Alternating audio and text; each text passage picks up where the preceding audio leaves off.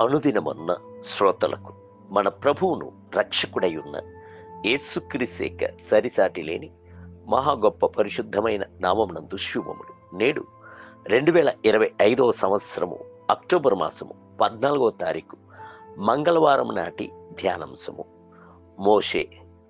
హెబ్రీయులకు రాసిన పత్రిక 3వ అధ్యాయము 2వ వచనమునందు మోషే దేవుని ఇల్లంతటిలో నమ్మకముగా ఉండినట్టు ఈయన కూడా తన్ను నియమించిన వానికి నమ్మకముగా ఉండెను. నమ్మకస్తుడును భూమి యందు గల సమస్త మనుషులలోను సద్గుణవంతుడును దేవునితో ముఖాముఖిగా మాట్లాడువాడు అని సాక్ష్యమును పొందిన దైవజనుడైన మోషేను నేడు మనము సంధించబోచున్నాము. మోషే జీవించిన కాలములు 120 సంవత్సరములు. మొదటి 40 సంవత్సరములు ఫరో కుమార్తె యొక్క కుమారుడిగా రాజనగరు నందు పెరిగెను. ఆ తరువాతి 40 సంవత్సరములు మిద్యాను దేశం నందు గొర్రెలను కాయువాడిగా ఉండెను.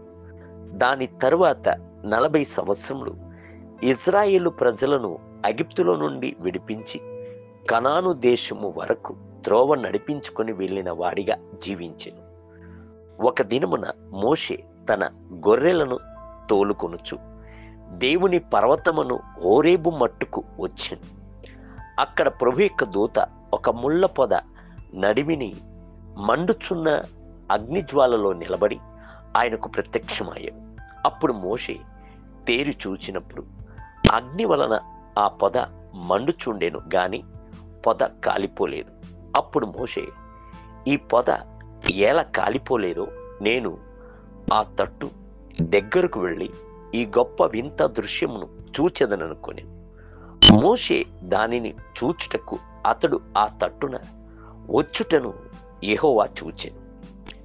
దేవుడు ఆ పొద నడుమ నుండి మోషేను చూచి మోషే మోషే అని అతనిని పిలిచెను.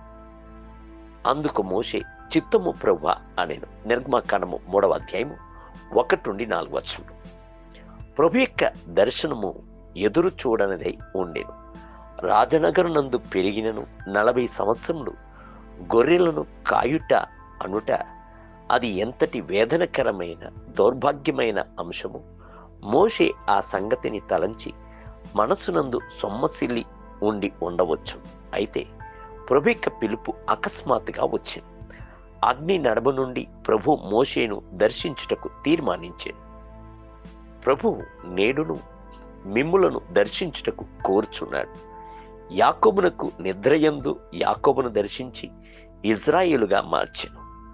మీ యొక్క జీవితం నందును గొప్ప మలుపును ఔన్నత్యమును తీసుకుని రావాలని కోరుచున్నాడు. తమస్కు వెళ్ళు మార్గమునందు ఎదురు చూడని విధముగా సౌలు అను యవనస్తుణ్ణి దర్శించి అపోస్తులైన పౌలుగా మార్చిన ప్రభు నేడు మిమ్ములను దర్శింప కోరుచున్నాడు. ఇక మీదట మీ యొక్క జీవితం నందు మహా గొప్ప మార్పులు ఏర్పడను. మీరు ప్రభు యొక్క పరిచర్కు కావలసిన అర్హతను పొందుకొందురు. ప్రభు మిమ్ములను పేరు పెట్టి పిలువలెను అంటే మోషే వలె మీరును దేవుని వద్ద చేరి సమీపించవలెను.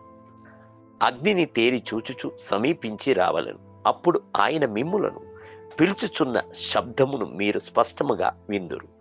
ప్రభు మోషేను పిలిచినప్పుడు ఆయన మొదట చెప్పిన మాట, నీ పాదముల నుండి నీ చెప్పులను విడువుము అనుటే ఉన్నది. చెప్పులు అనుట పాత అనుభవములను సూచించుచున్నది. దేవుని బిడ్డలారా, అపవిత్రతను, పాపమును, అశుద్ధతను మీ నుండి తొలగించి వేయుడి. ప్రభు తన పరిచర్యకు కావలసిన మహిమగల పిలుపును మీకు అనుగ్రహించు. నేటి ధ్యానమునకై మోషే తాను పెద్దవాడైనప్పుడు విశ్వాసం బట్టి ఐగుప్తు ధనము కంటే క్రీస్తు విషయమై నింద గొప్ప భాగ్యమని ఎంచుకొని అతడు ప్రతిఫలముగా కలగబోవు బహుమానమునందు దృష్టించెను. హెబ్రీయులకు రాసిన పత్రిక 11వ అధ్యాయం 24 మరియు 26 వచనం. నేటి వేద పఠనము ఉదయం యెషయా గ్రంథము 43 మరియు 44 అధ్యాయము. సాయంత్రము తెస్సలోనికి రాసిన మొదటి పత్రిక 2వ అధ్యాయము. ప్రభు మిమ్ములను దీవించునుగాక. ఆమేన్.